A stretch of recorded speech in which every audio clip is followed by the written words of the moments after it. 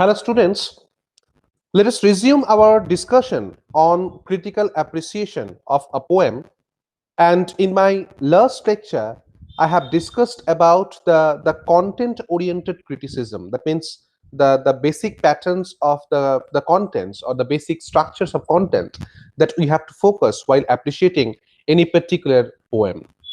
Now, it has not been concluded yet. So let us move towards the next section. You see, uh, after identifying the conflict, you see, as I have discussed in my last lecture, that you have to identify the basic conflict of the particular poem and how the particular kind of a crux is being developed. Now, then in the next section, you have to identify the philosophical basis of a poem.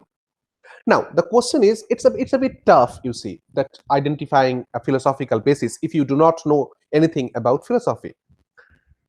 In which way it actually works? So let me focus on two particular poems from the syllabus. Say, for example, if I think about the poem like, say, Tintin Abbey, okay?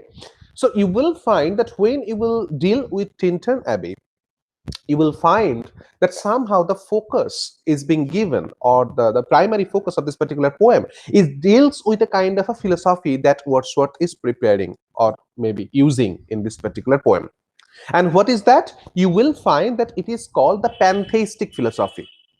Okay, ultimately you will find that how can we know about this particular thing? Actually, if you have the foreknowledge about these concepts, you see, okay, you have to relate the particular poem with that particular kind of a philosophy, right? So for example, pantheistic philosophy. What is pantheistic philosophy? You will find it is pantheistic. Okay, theistic means it's referring to God. Okay, an atheist thinks that God doesn't exist. A theist, he thinks or she thinks that God actually exists. And ultimately, when it is pantheistic, it actually indicates that God resides in everything. God resides everywhere. That is the same kind of philosophy that you can find to be present in our Upanishad, and also you will find in the Vaishnava Tattva, the same thing is being in operation. Okay. Now, what I'm trying to suggest here, say for example, while you will think about Tinton Abbey, you will find that somehow Wordsworth is carrying that particular concept that God is in everything. Okay, and ultimately it is the function of a poet to identify that Wordsworth actually writes in his preface to lyrical ballads. The function of a poet.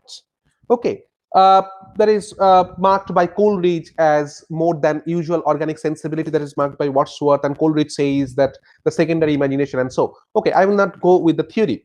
But what I'm trying to suggest here, that the philosophical basis of this particular poem is the pantheistic philosophy, where Wordsworth is thinking that now I am the true worshipper of nature. Why he is true worshipper of nature? Because nature actually gives him the basic impetus of feeling the something spiritual around you, you see. Okay, so the nature has its own soul and human being has its own soul. So ultimately, it is the function of a poet to relate the two souls into one. So that is the actual philosophical basis of Tinton Abbey. But apart from that, there are other philosophies. I will not go with that. Think about another poem as I've discussed just now. Think about, say, it is Ode to Nightingale by Keats. You will find that a particular Kantian philosophy of phenomena and noumena, this is in work in this particular poem. What does it mean? Kant says that a phenomena actually signifies the actual object, where the noumena part is what you feel about the object. Okay, that is the perception to some extent. I have told you about or mentioned in my last lecture that in case of nightingale, it is not the bird that is solely important for us. Rather, the nightingale becomes a kind of a medium with which Keats is trying to propagate his own ideologies. Keats is trying to propagate his own philosophies. philosophy of life, almost.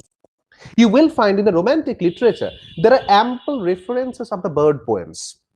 Okay, there is To a Skylark by Shelley, there is To the Skylark by Wordsworth, there is Nightingale, okay, and also you will find in the later periods there is Darkling Thrush by uh, uh, Thomas Hardy. You will find the same in the Swans poems by W.B. Yeats. So everywhere you will find the bird poems have been taken for granted. Why?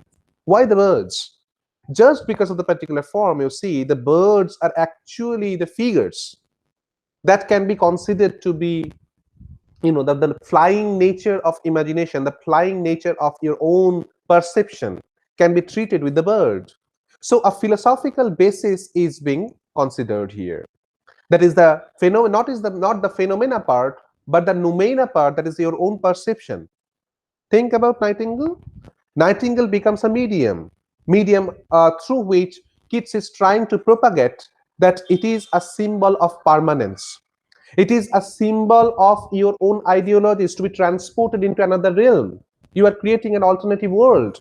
You are creating an alternative universe that you are striving for.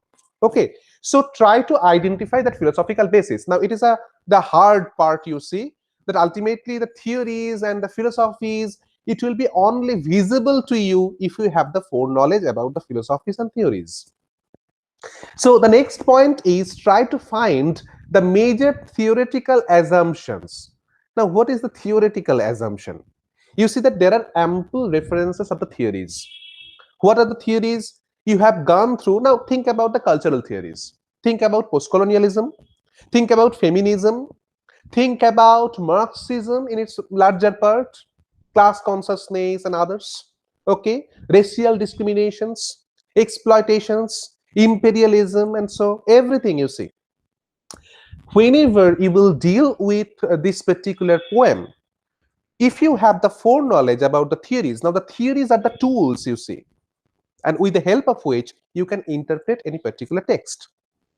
That's why it is better for the academicians, it is better for the students like you to go through the theories a bit. If it is not possible to go with the theories, you see, in detail, try to know something about them from the terms books. That means, say, M.H. Abrams' A Glossary of Literary Terms, or J.A. Cadden's The Theories and Terms, the book, So ultimately, the Dictionary of Literary Terms and Theory. So ultimately, there are ample provisions for you to identify, to gather some informations about the theories, whether it is directly literary theories or maybe literary and cultural theories at the same time, because you cannot consider that the poets are completely devoid of the theories or devoid of the society itself. No. In the form of the texts, we find that the theories are in work. So ultimately, what you have to do, you have to, with the help of the certain kind of theories, you have to interpret the texts. So let us take one particular example, how these theories actually work. Take one example like a very famous poem, you see, it is by Ted Hughes, and the name of the poem is Hawk Roosting. Probably you have gone to the text. If not, in the due time, you will read certainly. In Hawk Roosting, you see that in this particular poem, Hughes is referring to a hawk. Hawk, is kind of a predator bird. Okay, a bird of prey. What happens in the version of the hawk, we find that hawk is actually to some extent focusing on the perspectives that he is thinking in terms of that. But fundamentally, if you go through the text and the theoretical assumption of the text, you will find that hawk is actually referring to the patriarch, maybe the colonist, maybe the bourgeois capitalist. Okay, that means in a typical kind of a power structure, the hawk is actually representing the highest authority to some extent, the exploiter. And from that particular point of view, we can consider, if we take the feminist agenda within this particular poem, you will find the exploiter is a patriarch. If you think in terms of Marxism, you will find that he is a capitalist. If you think in terms of colonialism, then you will find probably he is an colonist or maybe an imperialist in a greater sense. So ultimately, and that's why you will find the hawk is actually being referred with Mussolini or maybe Hitler. The matter of Nazism can also be used here. So fundamentally, you will find that a kind of a vista or maybe vistas will open surely if you can identify the major theoretical assumptions of the particular poem. In case of the modern poets like Louis Magnus, okay, or maybe C.D. Lewis, or maybe Stephen Spender, if you do not have any knowledge about, say, for example, the theories or theories of Marxism, then probably the poem will remain dumb to you, certainly.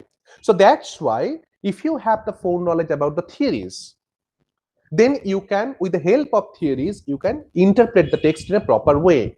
You can think, okay, it will open the vistas to you, different kinds of vistas. If you have to read T.S. Eliot, certainly you have to know something about the modern theories like surrealism, like Dadaism, like futurism, like cubism. Okay, these are the things you see, and these have to be assumed by you.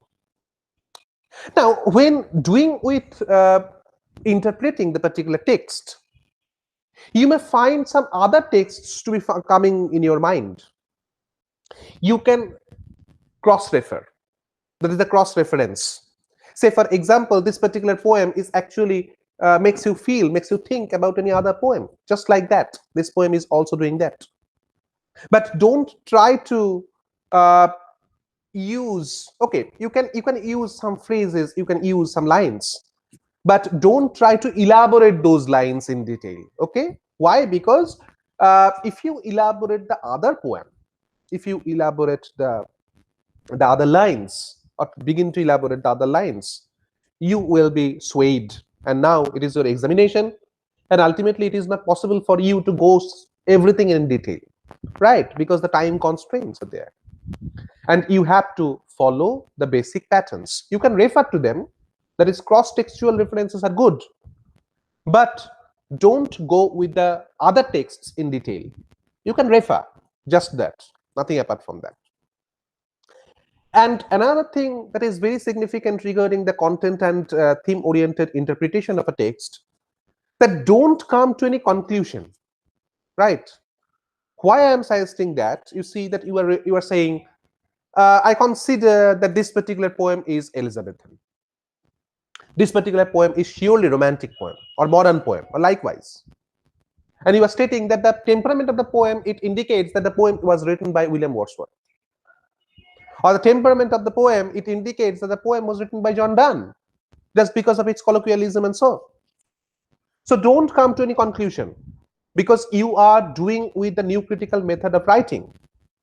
So what I'm trying to suggest here, that probably it will happen that you have gone through the text already. Say, for example, you have a habit of reading the poems in detail, and now the poem actually comes in your examination, and you can identify, yes, this particular poem, okay, I have read this poem, and this poem was written by a poet like Tom Gunn, or maybe this particular poem was written by Lady Gregory, or like that, or Simasini, just because you have gone through the text earlier.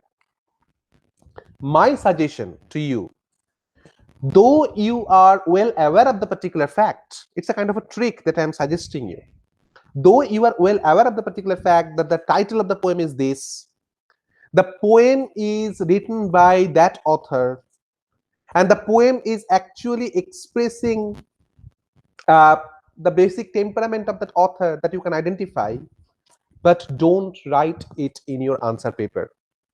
Though you know the poet, though you know the title of the poem, though you know that what particular temperament or what particular autobiographical references can be found to be present in this, or biographical references can be found to be present in this particular poem, but in spite of knowing all these facts, you see, my advice to you, don't write them overtly.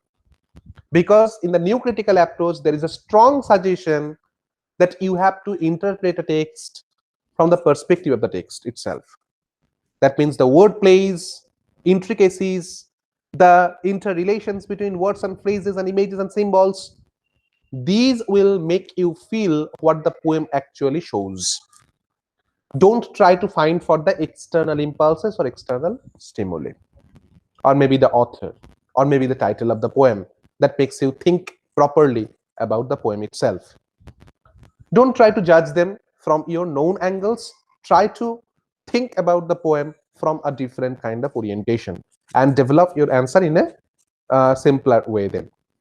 Okay, so that is the theme or content oriented interpretation, and I will say that this theme and content oriented interpretation is the 40% part of critical appreciation. Another part that is very significant and very important is the structure oriented interpretation, and that have to be dealt in detail. Okay, so in my future lectures, in my future discussions on critical appreciation of a poem, I will certainly cover all those aspects in detail. Okay, try to be attached with this particular channel so that you can get the notifications regarding the future lectures, or maybe you will find that in the description section there is a particular link of the playlist.